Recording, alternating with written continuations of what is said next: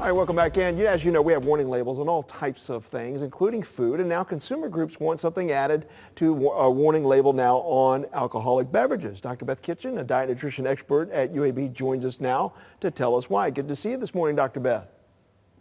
Good to see you too, Mike. It is not the first time these efforts have been made, and we know they're being made in other countries, but talk about this. Why? I think we know why they want these warning labels on there, but similar to cigarettes, they want it done now. Right. For well over a decade, Mike, we have known that there is a relationship between certain cancers and drinking alcohol. And we've talked about this on the show a lot. But a survey back in 2017 by the American Institute of Cancer Research showed that fewer than half of Americans recognize this link. If they've been watching our show, they should know, right? That's right. Because we have talked about it. And so now some consumer groups say, well, we need that on the label to show people, to make sure that that message is getting through, that alcohol can increase the risk of certain cancers.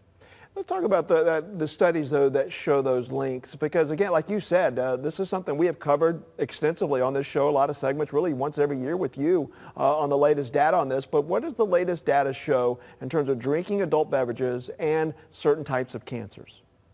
Right. So there's a lot of research. First of all, we know that there is what we call a mechanism, like a biological mechanism, that alcohol can damage our DNA. And when you damage DNA, that can make that start a cancer and continue a cancer growing.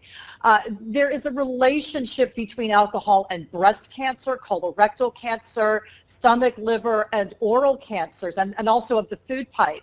Now, the question is always, well, how much? And this is where some of the arguments get a little heated. A lot of groups say there is no safe level of alcohol. And we do see that, particularly with breast cancer, even small amounts of alcohol, there is a small increased potential risk, but it does seem to go up with the amount of the alcohol. And so my recommendation, and I say this as a person who does enjoy alcohol, and I think about being careful about how much I do drink.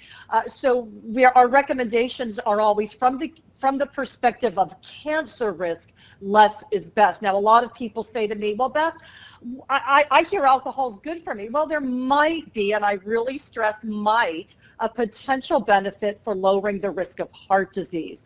But there are lots of things we could do to lower our risk for heart disease. I would not recommend people start drinking alcohol to lower that risk. So let's just break it down, gender or maybe size of a person, how much is too much, and what would be a good moderation amount to be within safe levels in terms of the research.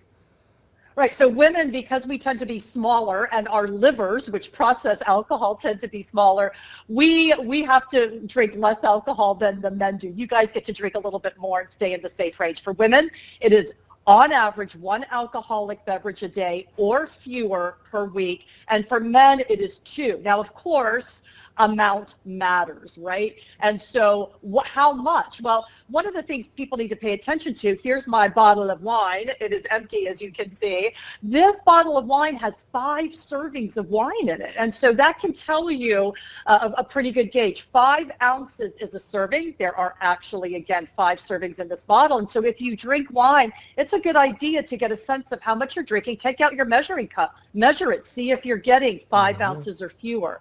A serving of beer, 12 ounces of a 5%, 6% alcohol content.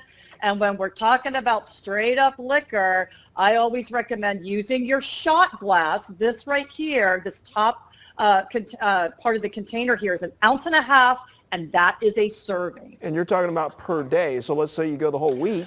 You don't do any of that, but maybe you consume a little bit more than that, or that serving size is on the weekend. You can fudge on that a little bit. Don't go crazy. Don't binge drink. Don't say, oh my gosh, I didn't drink all week. I get to have 7 or 14 drinks on Saturday night. It's okay to have 2, maybe 3 if they're spread out over a long period of time.